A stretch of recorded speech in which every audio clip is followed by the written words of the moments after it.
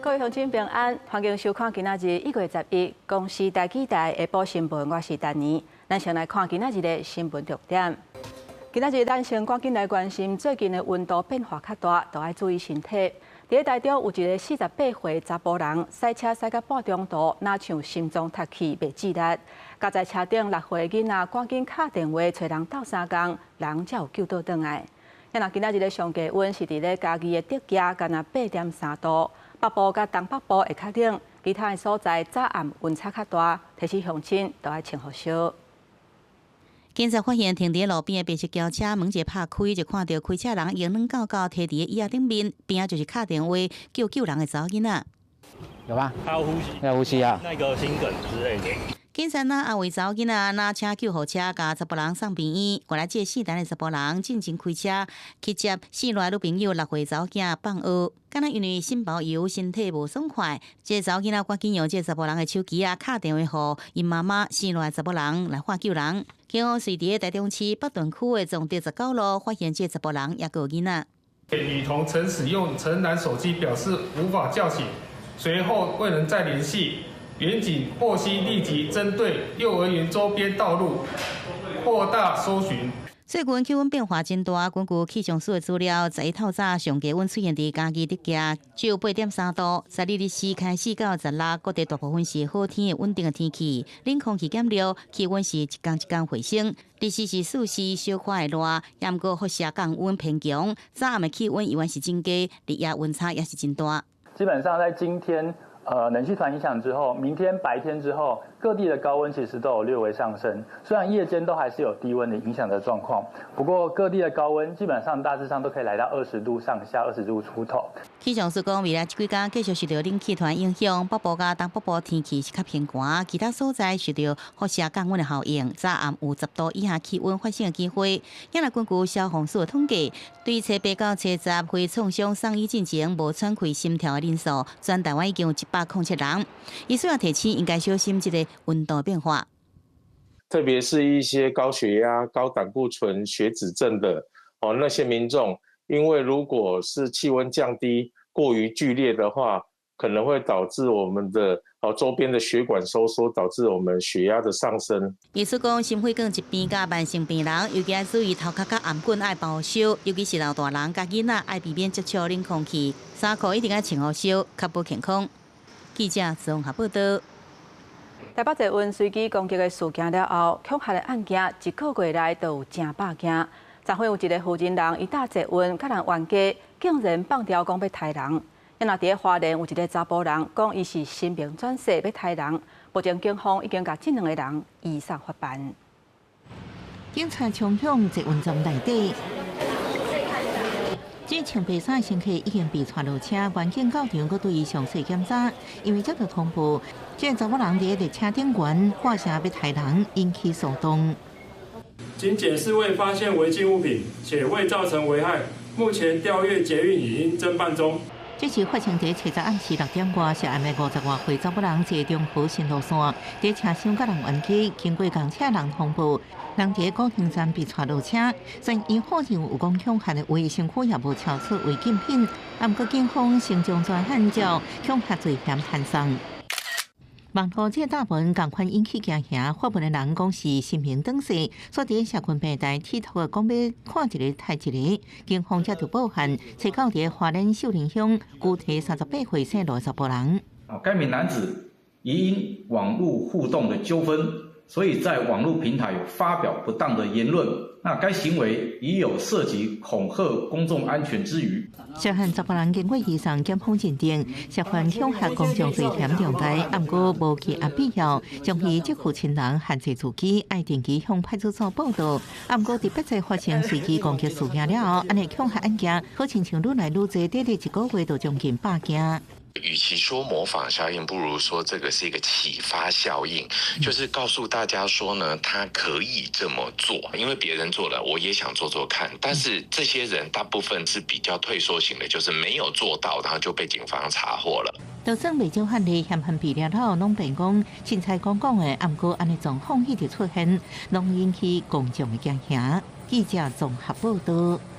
我来看台南北河去年1月份成立陆军无人机训练中心，即马头一届公开，因透过静态式的训练甲实际操作，增加学习的效果，互无人机加入作战体系，提升咱国军的作战能力。准备起飞。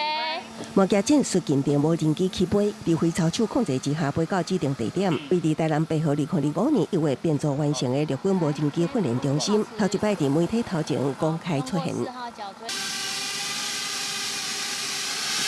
无管是地色来飞无人机，还是运用模拟系统，打造我境实战周边的沉浸式飞行训练，就是希望透过互相搭配，降低操作风险，有效缩短学习过程。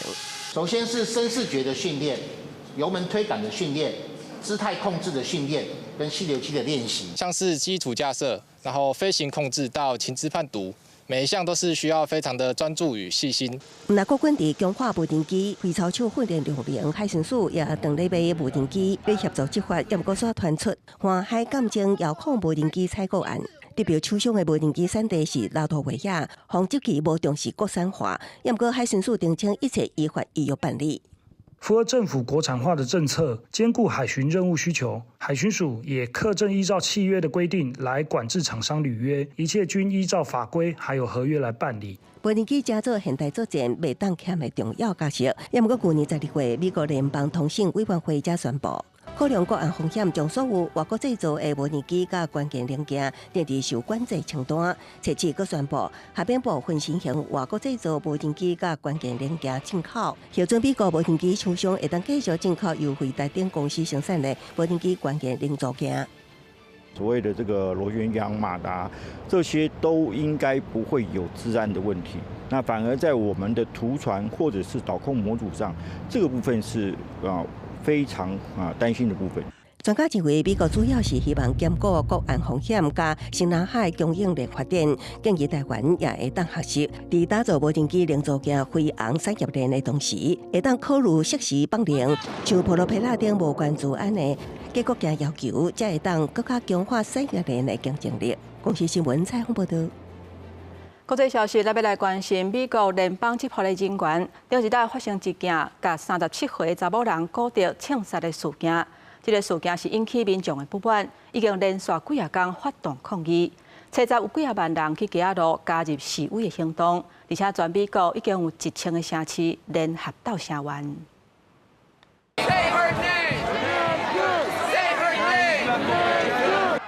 明尼阿波利斯市中心的车路，车站零下6.8度真寒天气之下，有几啊万人的示威者也各式标语大声喊，爱移民甲海关执法局 ICE 离开当地。I just want to support Minnesota, support our immigrant community, and get ICE out of our streets. 77号爱斯探员罗斯开枪大时，37岁白人女性瑞尼古德是美国公民，佫是退伍军人的伪装。代志发生的时阵，拄送囡仔去读册，转来国土安全部便讲，探员是正当防卫，佫将案件定位做国内恐怖主义。和明尼阿波利斯民主党一个市长弗莱批评是黑白讲，表示若看过案发的影片就知影，执法人员迄时阵根本无需要开枪，佫讲这是滥用职权。This is not the time to bend the rules. This is a time to follow the law. This is not a time to hide from the facts. This is a time to embrace them, making sure that we're pushing for transparency every step of the way. 这是川普第2任期加强处理无正义民了第5件死亡事件。明尼苏达州政府表明，要举行独立刑事调查。国会民主党阵营甲几个共和党议员也拢提出系列强硬回应措施，包含完整全面性的调查、减少爱惜经费，甚至弹劾国土安全部长诺姆。民间自由派团体就法也在全美国1000个都市发动反爱惜大游行。公司新闻王慧文报道。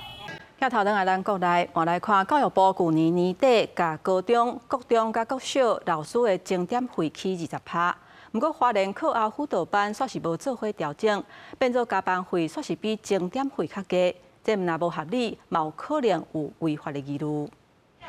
公立高中小学漏水钟点费全面期20趴了后，国小漏水钟点费由336块调悬到405块，高中是378块调悬到455块。课后辅导的钟点费无调整，互教团感觉无合理。加班费竟然会比上班的每一个小时的钟点费还低，这是非常不合理的。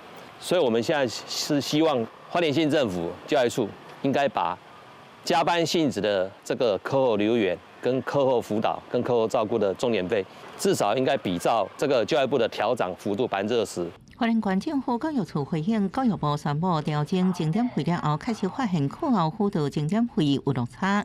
内部已经在讨论现行方案，会了解和参考其他县市政府的处理方式。教育部的来函表示说要追溯到114年9月1号。那现在新增的部分，那教育部预计也可能会有另外的计划来核定。那这个核定之后呢，是否由我们县负担其中一部分？那这个部分会依照教育部的规定。那若是已经核定之后，那势必还是要提报追加预算。县政府教育处强调，钟点费调起了后，加班费要安怎调整？全国各县市都有同款的记录，包含起幅度是毋是10%，也个费用爱为什么所在编列，拢爱合法性，按过加强甲教团沟通协调。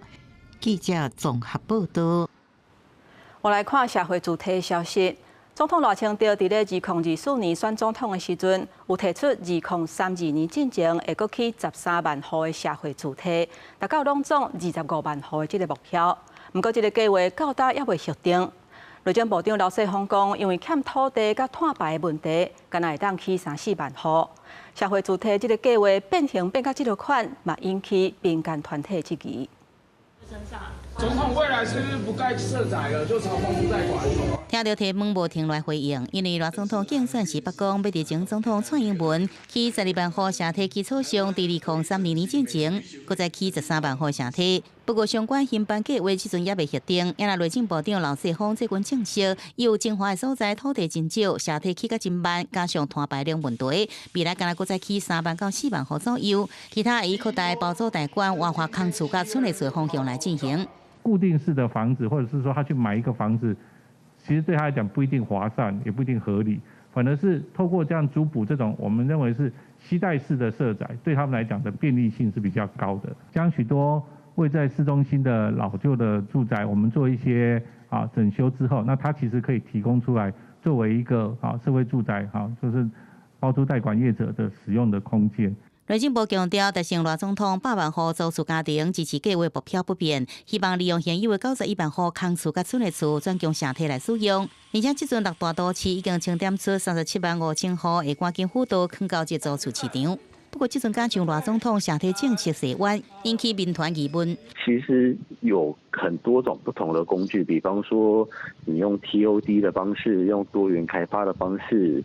但是其实政府都没有妥善的使用，你现在一户都还没有核定就直接修这个目标，我是觉得有一点夸张啦。民团指出，政府甲即阵无提出活用空厝、村内厝的制度，而且补贴租金的稳定保障性也不如社体，完全无都互相来代替。呼吁政策若变化，应该向各界好好来说明。记者综合报道。即马咱台湾进入超高龄化的社会。使用亲像轮椅等等的辅具，几率是愈来愈大。不过提醒民众，辅具是属于医疗器材。即马有人伫咧电商平台咧卖无认证违规的辅具，毋但品质歹，阁有安全的风险。而且卖辅具要有执照才会使卖，若无上当会罚100万。台湾已经进入超高龄社会，有老多人可能因为中风发生意外等，有向医疗辅具的需求。按过轮椅、车床椅、空气床这类市面上介绍，毋是大家负担得起，部分的人可能会选择到电商平台来买。网络上会有时候会看一下，那大部分也是在店里面店里面去比较。要看一些，比如有没有人评论对当然有评论，当然有一些会有人操作啦，但是至少参考一下。不过，伫电商平台买大细致，因为目前有各种俗价产品也无依在许可支付，比如有价值不到2000块轮椅，和腰带、和颔棍带，干那200-300块就用买到。有职能治疗师就提醒，若无经过认证，而且来源无清楚的复古产品，有若品质结构有问题，也个可能有使用的安全风险。轮椅或洗澡椅如果焊接不牢，或者是塑料材质不好，那用的过程当中突然崩解了，其实就可能会造成这个使用者的2度伤害。为了防堵未经许可医疗器材与网络流窜，食药署除了自主巡查外，我们也密切与电商平台合作，提供关键字及巡查逻辑，请业者巡查下架违规网页。消署指出，目前开放电商平台营卖医疗护具，包含电动轮椅、拐杖、助行器和腰带等，按过按由医在商来卖。根据统计，去年至2025年顶半年，已经甲卫生局查到网络违法案件610件，男是医在商来卖，相关刑罚100万。那看社非法输入制造，刑处3年以下有期徒刑、拘役，或者是并科1000万以下罚金。记者综合报道。来看嘉义新港国中带美术班的学生去看国际级的艺术家奈良美智的展览。再来看展览的学生，家己装塔做各种的美术文具，希望用创意的方式来表达因对这个展览的支持。老师向学生囡仔来紹介作品的背景。嘉義縣新港文化館的25號倉庫，當日舉辦日本藝術家奈良美智的作品展覽。新港國中鼓勵美術班的學生用創意的方式來看展覽。學生因就用水彩顏料、毛筆、漆啊等等的美術文具做裝塔的主題，變裝做無同的文具來看展覽，看起來真趣味。阮新港國中有素描、水彩、書法，還有水墨的課程，所以阮想要歡迎阮平常時在學校的生活。老師甲阮講，少年的時陣就看那一屆，所以阮會使較少的。新港國中的老師表示，奈良美智是國際級的藝術家。這個巡迴專題展覽的第5站，去年12月12日來到嘉義縣的新港，攏總72件作品佇裝開的倉庫來展覽。會當遮爾近看到國際級的藝術作品，對學生來講是真難得的經驗。看迄奈良美智，伊是安怎做畫，伊是有啥物想法，伊嘛想講，因會使來遮看，一邊看，然後一邊想，然後因的美術的。迄个想法甲更多元，因为这个场地算讲足大的，但是伊这个图摆落了，互我会感觉是讲这个场地那样变小啊，会使互我的注意力更集中在这个图上面。它的整体是一个朦胧感，然后他的眼睛画得很细致，让人家感觉说他在看着你的样子。新港文教基金會指出，這場展覽到5月17，雖然是免費的，但是需要預約報名。為着要維持展覽的品質，一場上濟50個人。目前到達已經超過1萬人次看過。除了創造觀光的價值，嘛對地方帶來教育的意義。記者林慧婷嘉義報道。下晡晡的天氣來看各地預報。